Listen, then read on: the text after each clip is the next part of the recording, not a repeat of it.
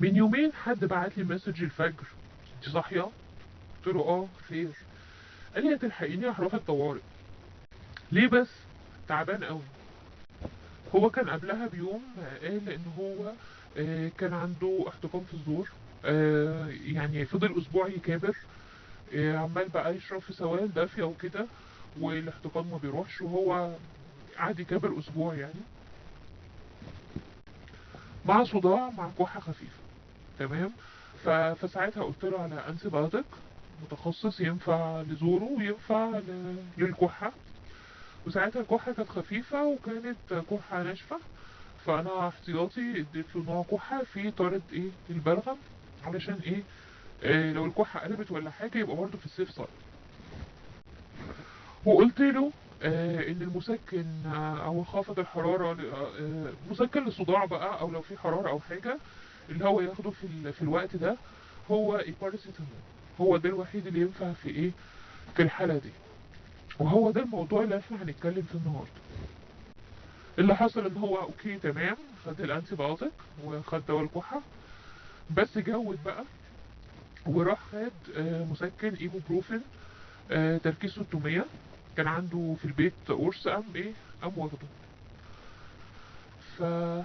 فعشان كده بقى رجع يقول لي ايه الحقيقة انا تعبان قوي. وطبعا الاحتقان كان فظيع لانه اتساب اسبوع. فطبعا بقى صعوبة في البلع فظيعة. تمام. فبرضه احنا ايه قعدت اقول له على حبيت حاجات تكميليه لغايه لما الانتيبيوتيك اشتغل. ما هو كان واخد الانتيبيوتيك بس ايه لسه حتى ما مرش عليه 24 ساعه اصلا. فمنطقي ان انا مش هلاقي التحسن السريع ده. غير كده ان هو فعلا صبر على الاحتقان اسبوع. فطبعا هو يخف بسرعه برضه صعب، الموضوع كان كبر معاه. تمام.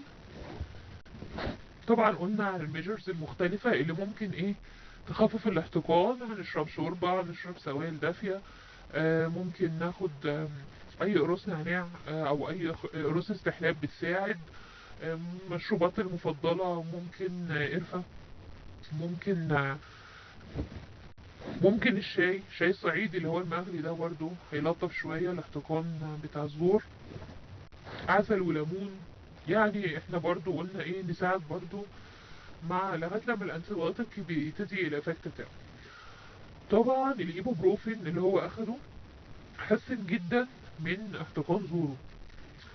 ف يعني حاسس ان هو فعلا ابتدى يعرف يتكلم، ابتدى شويه يعرف يبلع ريقه. بس المشكله بقى اللي هو كان بيشتكي منها وكان عايز يروح على الطوارئ ان الكحه يعني هاجت عليه بزياده وصدره تعب جامد. طيب هو ده اللي انا عايز اتكلم فيه النهارده. هو طبعا ما سمعش الكلام، انا اصلا قايله له من الاول المسكن وخافض الحراره اللي انت يناسب حالتك هو ايه الباراسيتامول. لكن هو طبعا ما خدش في دماغه يعني، وراح فعلا خد الايه ايبوبروفين. الفكره اللي انا عايز اقولها النهارده ان انا دلوقتي امتى استخدم باراسيتامول وامتى استخدم المسكنات اللي هي من ضمنها الايبوبروفين والكيتوبروفين والدايكلوفيناك وكده. لو انا عندي احتقان في الزور بس وصدري تمام سليم، مفيش مفيش اي مشاكل صدريه، تمام، انا مفيش مشكله عندي سواء خدت باراسيتامول او مسكن من المسكنات التانية مفيش مشكله. طبعا اللي هيكون افضل المسكنات التانية لانها ليها تاثير اقوى كمضاد للالتهابات.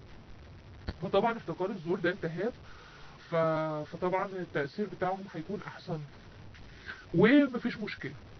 طب العكس، لو انا عندي كحه او انا ازمتي يعني صدري تعبان، المسكنات اصلا خطر عليا لانها يعني هتخلي الكحه اسوأ وهتخلي صدري يقفل اكتر.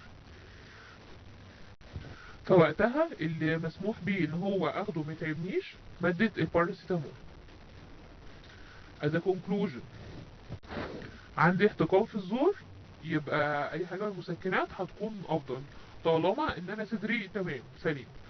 اي مشكله في صدري يبقى لا، المسكن اللي مسموح بيه الباراسيتامول، مسكن خفض حرارة، هو ده اللي مسموح بيه بس عشان اتجنب ان صدري يتعب اكتر.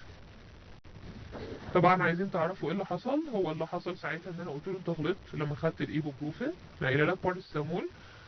فقال لي اه، ما انا يعني مع نفسي كده. قلت له دي اول غلطه وهي دي اللي تعبتك قوي، فخلاص انت اتشفت وتستعمل باراسيتامول، وما تستعملش مسكنات طول ما انت صدرك تعبان.